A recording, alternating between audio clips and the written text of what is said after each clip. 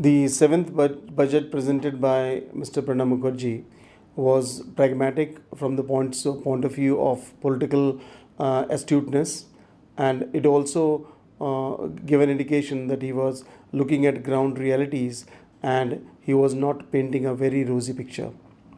So it all began with a 5.9% fiscal deficit with which we ended the current year, and for the next year, the new gap what he's talking about is spoken about a 5.1% fiscal deficit, and in the light of 5.9% that you have seen this year, 5.1% looks a bit much better. However, it is all a game to what extent the economy grows. If the economy indeed grows at a rate which is higher than 17.4%, which the finance minister has assumed, will end up with a fiscal deficit which is less than the 5.1% what we have spoken about. So, from the perspective of the rating agencies, I think there is not much what is left to be questioned. I think these numbers should be acceptable to the international rating agencies. Another good thing that he has done is he has tried to cap the subsidies at 2% of the GDP. And the estimates that he has taken this time are slightly more realistic than what they were. For instance, when you come to the fertilizer business, the target taken last time was 39 crores, 39,000, and where he has actually we ended up at 67. Now this year he is beginning at 60, so that's not bad. And in case of food subsidy, we thought that they provided for 67 and we ended up with 72. Now he is beginning the new year with 75 as a target. So these estimates look realistic, and to the extent that he is able to keep this within the 2% band he has thought about, I think it will add to the credibility of the government with the rating agencies. Both the power and as well as the aviation industries both have been allowed to use ECBs for their working capital purposes, and to a certain extent it is good because the local commercial banks are not in a position to really address these companies, and so therefore their dependence upon the imported capital will take some burden off these banking sector within India. But it is a two-edged sword. Things can go perfectly right in case the rupee appreciates and the dollar depreciates in return. So as in when these ECBs become due, I think the companies will stand to benefit. But things could be, the shoe could be on the other leg in case it is the other way around. If the rupee starts depreciating and the dollar starts appreciating, then these sectors will be in a larger soup. But for the moment, I think it takes some burden off the banking sector in India. For the bank and the bank investors, I think there was a good provision in the current budget, and that is to the extent of that the amount earned on the savings bank interest, the investors can get a deduction of around rupees 10,000 rupees per head. So that's good. It will allow banks to garner more deposits in terms of savings bank, and it will improve the CASA ratio of these banks. Also, from the perspective of the small and medium enterprises, if the entrepreneur needs to pump in money and he doesn't have the other resources, if he were to sell a housing property or any other asset on which the proceeds are to be used for either subscribing to the equity of the SME or to buy plant and machinery, I think the same proceeds could now be used from an income tax perspective without raising any tax liability. So this will help the banks in terms of overcoming problems of SMEs where the money is blocked in real assets. There is also a provision that the central government will provide banking capital assistance to the extent of 15,600 crores to the banks. Now, this is going to be inadequate over the longer period of time.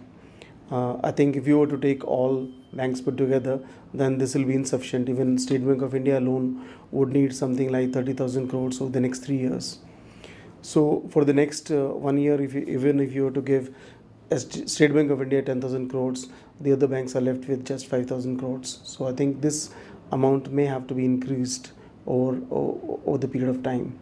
The FM has provided for raising 10,000 crores from the disinvestment from the various public sector units. Now, this is an amount which, if it done earnestly and quite expeditiously, I think it is possible that the FM can garner much more than 13,000 crores what he has actually targeted. So, if done earnestly, I think this figure could as well as be anyway above 50,000 crores. So there is some room, some elbow room for the finance minister here. But an area of concern which could be questioned is that the finance minister wants to raise something like 40,000 crores from the spectrum auction.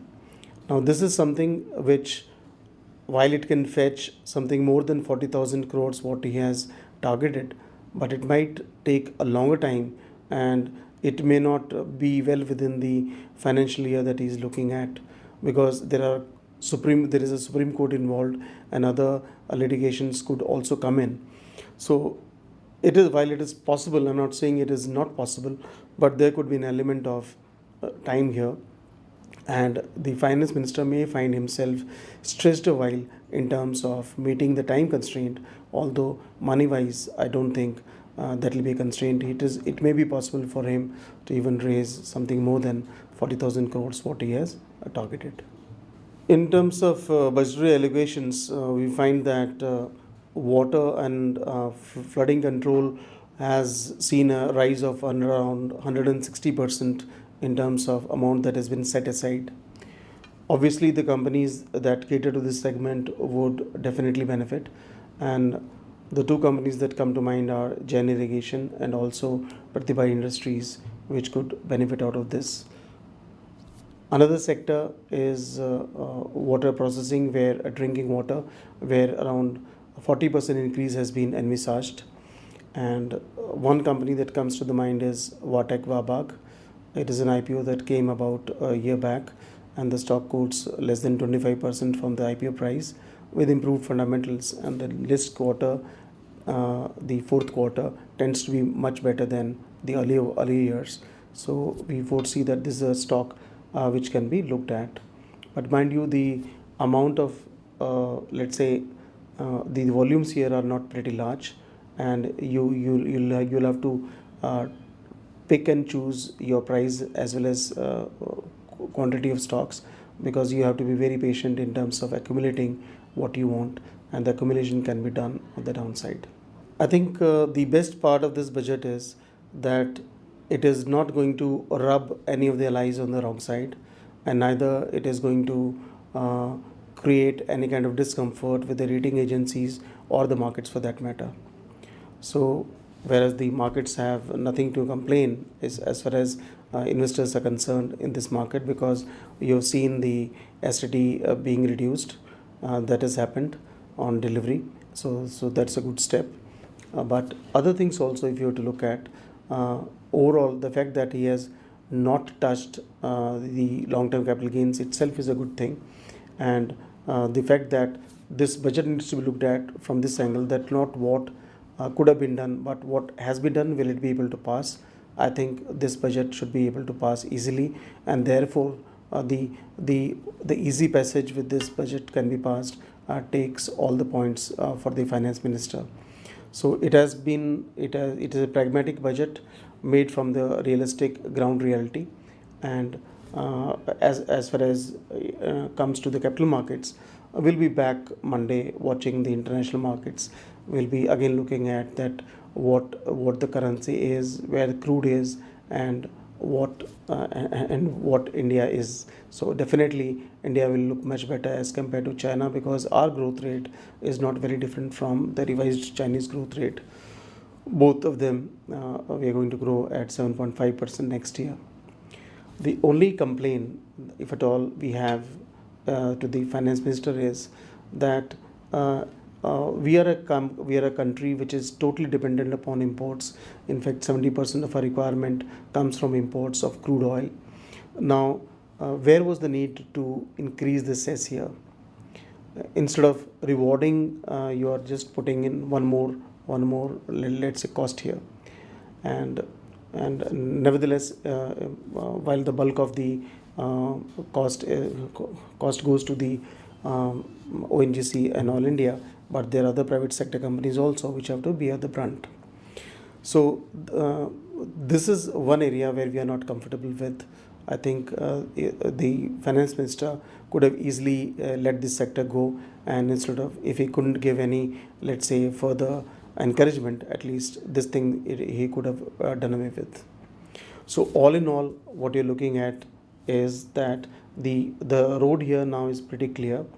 The market is now going to look at that what is the time at which we are going to increase the liquidity. Liquidity will come back after 31st March.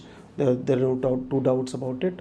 And the rate reduction in APFO is an indication. We'll also find the rates being revised on consumer loans by the end of the month.